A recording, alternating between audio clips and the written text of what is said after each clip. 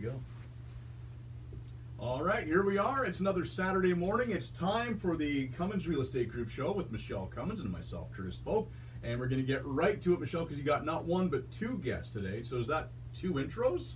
Two intros, yeah. Well, all in one though. All in one, Yeah. but double the intro that you normally do. It's like a Kinder Surprise. You get the outside, you get the inside toys. I like the analogy. All right, well, have at it. See what we got.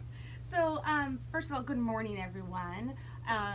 Today's a great day because we're alive, so be grateful. Says the woman who's been in a lot of pain lately with back problems. Literally, every day I just think of the Phil Keaggy song, I Am Grateful, for today is all I have. So almost every day since I heard that song for the first time, it's been going through my head. But here today we have a special guest. We actually have something that most people don't even think about, but David Aslan is an entrepreneur, and he has a business that I want you to explain to everyone. I want it to be kind of a surprise. And then Phil Moore, who is a realtor out of the Greater Vancouver area, and he runs a successful team with his wife, Doris G. And he's here to speak about how he's used David's business, as well as, I hope, a little bit about the Greater Vancouver market and how it's so different from the Fraser Valley market. But David, first how are you doing? Oh, I'm doing great. Thank you so much for the opportunity. I'm just really happy to be here. Basically, we run a company, a home inspection company, but unlike any other home inspection companies, we specialize in pre-listing inspections. Basically, those are inspections for sellers, people who are planning on selling in the near future. So we're not there to protect the buyer, tell them what the house is all about. We're actually in the business of facilitating the sale of the house. And it's so important. Actually, I have a client right now, and he's flying out, and he didn't have time to have an inspection. And it's so nice when the time frame is so tight, and maybe it's a hot property, and there's other people with a backup offer maybe on the property. If the seller had a pre-inspection, like if this seller of this property had a pre-inspection, we wouldn't have to worry about getting one, and subjects could be removed very swiftly. So. And also, if the house has some issues that could make the sale of the house difficult, then we can address those items ahead of time, so that if the buyer decides to get a home inspection, then most of these bigger items are already out of the place, and the report looks awesome. And it's so rare. Like, how did you think of this and come about it, and how long have you been doing it? Yeah, basically my background is in construction. I've got over 20 years experience in construction, and running my own construction company, I hated the fact that we had to bid to get on the jobs. I wanted to be higher because we add the most value, that they see us as an asset. So when I moved into the home inspection industry, getting into the buyer inspection market, I realized right there that we were creating a bit of a negative environment where a buyer has already agreed on a price, and now they hire us to go and tell them all about this home, and then they're measuring, their parents are there, everybody's really excited, and then we come up with this list of items that is simply very negative. And then their arm goes down, and the buyer's agent's is trying to make it happen, and the seller's thinking, oh, I'm gonna have to do some more mortgage payments. And the maximum amount of happy people when you do an inspection for a buyer is 2. It is true. In 15 years of selling real estate, I see that in buyers during inspections all the time. And if you had a pre-inspection, it's about disclosure. If you disclose everything up front, then buyers don't have an issue with anything, and you have a stronger buyer, and you get a better price. 100%. Well, when I first started in the business in the 1980s, the inspection was mom and dad. So we've really come a long way. We do know that real estate goes in cycles, and the last cycle we've been in has been crazy. It's been a seller's market. And so there's been a lot of steps that have been skipped. And one of those steps that's been skipped is the subject to inspection. You didn't have time in the Greater Vancouver over the last number of years to do an inspection. There was 10, 15, 20, 25 Same offers. thing in the Fraser Valley, exactly. Correct. It was a scary market because everyone was skipping these subjects. And so the people at risk were actually the buyers, but the seller was also at risk, because we know that in the court of law, if a buyer's done an inspection and he decides to sue the seller for something, the court looks at it as, well, you had an opportunity to do inspection, you were given an opportunity to do it, you reviewed it, you removed your subject.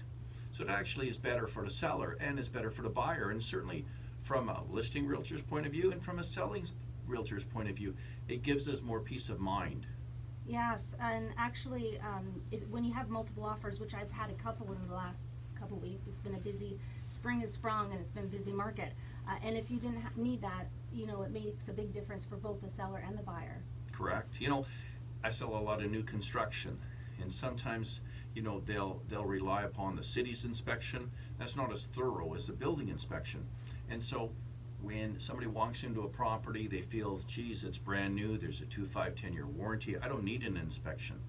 But having an inspection done before you sell the property, when you list the property, or even before you list the property, allows you to sit down with your builder and have those deficiencies looked at. That's a good point for new construction. Yes. A lot of people don't think of having an inspection with new construction, and it's very important. So many people skip that step. They're just relying upon city inspectors, and we know in the past what's happened with leaky condos. City inspectors don't catch everything as well. It's just safer. David, who pays for a pre-inspection? Well, actually, for us, in order for us to strive in this market, there was 4 main concerns, and one of them is who pays for this. And so one of the concern was, well, the listing agents didn't really want to pay for it. It was an expense, an extra one they didn't have to pay for before. And for us, we make it very easy. For listing agents, we actually take payment at closing. And we actually take the loss if it doesn't sell. Really yeah, nice. so this allows them that if they do have about a Can I have dozen your listings, business card? yeah, right. I'll give you 2. I'll give you 2. And there's a few other concerns. One is they were afraid of liabilities. How about if the buyers relies on the report and then something comes up later and then they get sued? They didn't want that. The third one was, why would I tell the buyer what's wrong with this house? It just didn't seem to make sense. And the fourth one was, how about if the house is in really bad shape? If I tell them ahead of time that it's bad, they'll never show up. So again, number one, the money was an issue. So we take payment at closing. The second was liability. So in terms of, for a prospective buyer, in order to get the report, they do have to agree to the fact that this report was prepared for the seller. It is not protecting them. We recommend they get their own home inspection, use it as a guide only. On the report itself, it says right at the top, buyers beware. This report was prepared for the seller, get your own home inspection. And we do have a solutions for the buyer as well. I'll talk to that in a minute. The third one was, why would I tell the buyer what's wrong with this place? For the simple fact that this place is getting inspected no matter what. It's going to get inspected. So the listing agent has 2 options. They can either take control of the inspection process or let the buyer take control of it. We already know if the buyer controls the inspection process, it's going to result in delays, renegotiation, stress, and once in a while, it even kills the deal.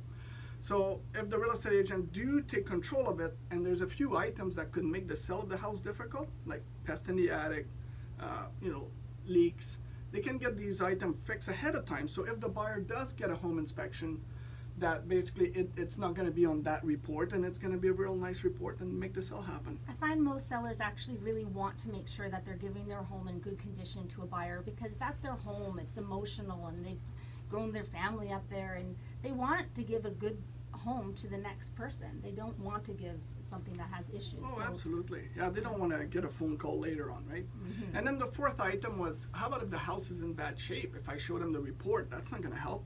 Well, in those cases, what we do is we developed a platform called preinspected.com. It's like an MLS website with properties, but all these properties are pre-inspected. So normally, if the house is in, it's not in a good shape, we don't upload the report on the website. During the open house, the agents basically talk with the visitors. They say, hey, I see you're interested in this property. I want to be completely honest and upfront with you. We have this place pre-inspected, and there's a few items I want to talk to you about. And then they can show them those items. Possibly they got quotes for some of these things already. So that, often the buyer will look at the place. They'll get very excited. They'll get their home inspection, and the report will be loaded with items, and often they walk away. So basically, it helps in every situation. It helps if the house is brand new, because you can use a report to justify a higher selling price.